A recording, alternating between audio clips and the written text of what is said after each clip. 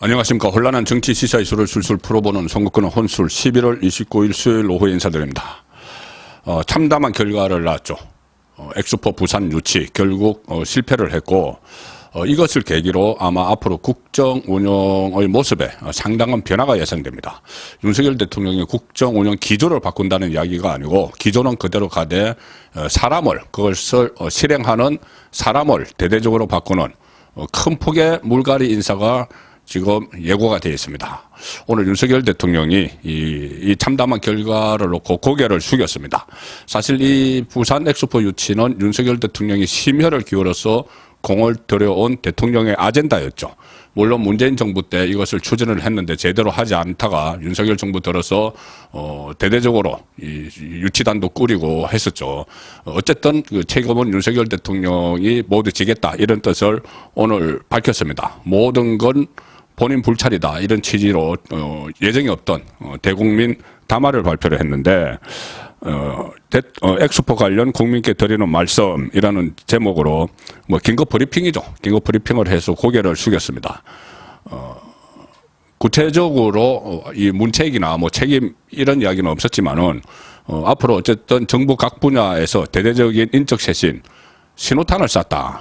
저는 그렇게 분석을 하고 있습니다. 이렇게 이야기했습니다. 긴급 브리핑에서 전부 저희 부족이고 부족이라고 생각해 주시라. 잘 지휘하고 유치를 이끌어내지 못한 것은 대통령인 저의 부족의 소치다. 이렇게 고개를 숙였습니다.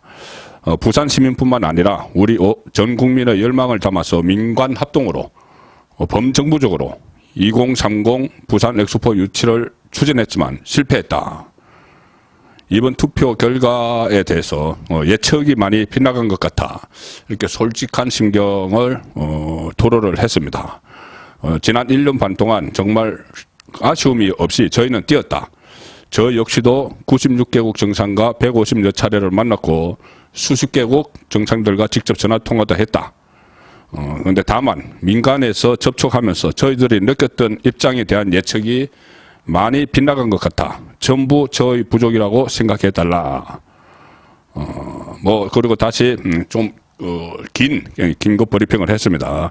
열심히 뛰었지만 그것을 잘 지휘하고 유치를 이끌어내지 못한 것은 대통령인 저의 부족의 소치라고 할 수 있다. 이렇게 계속 본인 탓을 책임을 통감한다는 이야기를 상당히 많이 했습니다.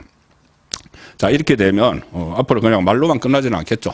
이것이 이 국정을 이끌어가는 중심 세력을 좀 바꾸지 않겠느냐 그런 그 말이 나오고 있는데 그렇지 않아도 대대적인 개각이 다음 주에 예고가 돼 있었죠. 어제 국무회의 비공개 그 석상에서 윤석열 대통령이 이런 말을 했었습니다. 다음 주부터 떠나는 분이 있을 것이다. 이렇게 해서 다음 주에 대대적인 개각을 예고를 했고 이 비공개 국무회의 자리에서 물러나시는 분들은 너무 일을 잘해서 당에서 부르는 것이니 너무 섭섭해하지 말았으면 한다 이렇게 이야기를 했습니다. 원희룡 장관을 비롯해서 또 한동훈 법무부 장관도 당장 포함될지 아니면 좀 순차적으로 할지 모르겠지만은 국무위원들 중에서 총선 출마를 위해서 나가는 사람들을 이야기를 하는 것이죠. 이런 이야기도 했습니다. 대통령 입장에서는 당의 요청도 고려하지 않을 수 없다. 그렇게 이야기하면서 개각 대상자들의 출마를 시사를 했습니다. 그리고 격려, 덕담이 계속 이어졌다. 대통령실에서는 12월 5일을 기점으로 본격적인 개각, 대통령실 개편이 이뤄질 것으로 지금 전망을 하고 있고 어차피 이게 1월 11일이 공직자 사퇴 시한입니다. 그 전에 출마를 할 장관들 거의 나갈 텐데 현재 예상되는 것은 19개 정부 부처 중에 한 절반가량의 장관이 교체될 것이 확실하다. 추경호 경제부총리, 원희룡 국토교통부 장관, 박민식 국가보훈부 장관, 정치인 출신 장관의 출마가 예고가 되어 있고 한동훈 법무부 장관도 사실상 이 속에 포함이 된다고 봐야 되겠죠.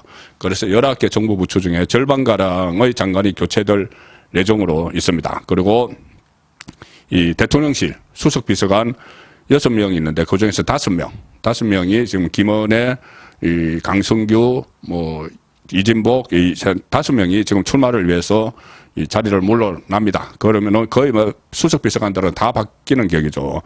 자, 그리고 이번 이 엑스포 유치 실패를 계기로 김대기 비서실장, 용산의 김대기 비서실장 거치도 다시 이 거치를 결정을 해야 되는 것 아니냐, 그러니까는 교체를 해야 되는 것 아니냐, 이런 말이 나오기 시작을 했습니다.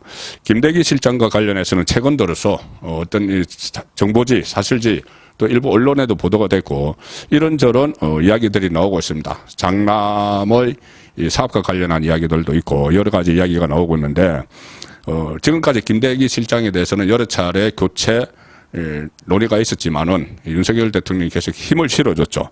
그런데 이번은 좀 다릅니다. 윤석열 대통령의 핵심 아젠다를 어쨌든 이 참모들이 일사불란하게 움직여서 좀 어느 정도 성과를 내야 되는데 이번엔 너무나 참담한 결과를 가져왔죠. 1차에서 75표를 예상을 했는데 불과 29표. 이것은 누군가는 책임을 져야 되는 그 상황입니다. 그렇게 많은 국력을 쏟아붓고 기업인들까지 해외를 다니고 윤석열 대통령도 본인도 이야기했다시피 이렇게 이 세계 여러 나라 거의 100개에 가까운 나라들과 뭐 정상회담을 하는 자 이런 상황으로 올인을 했습니다. 전력 투구를 했는데 96개국 정상과 150여 차례 만났다.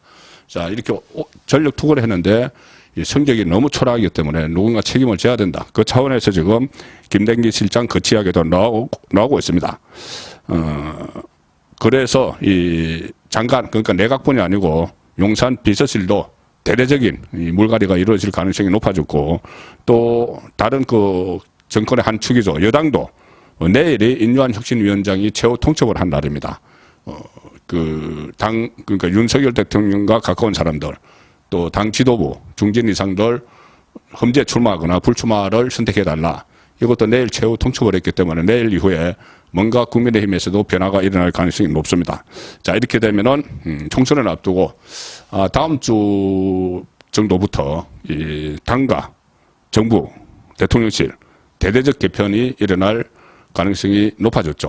자 그래서 부산의 엑스포 유치 불발 그것도 참담한 성적표 이것이 좀 윤석열 대통령의 국정 운영을 같이 보자 하는 사람들 당과 정부와 대통령실 참모들에 대한 대대적인 개편으로 이어질 걸로 예상이 됩니다. 송국근의 혼술이었습니다.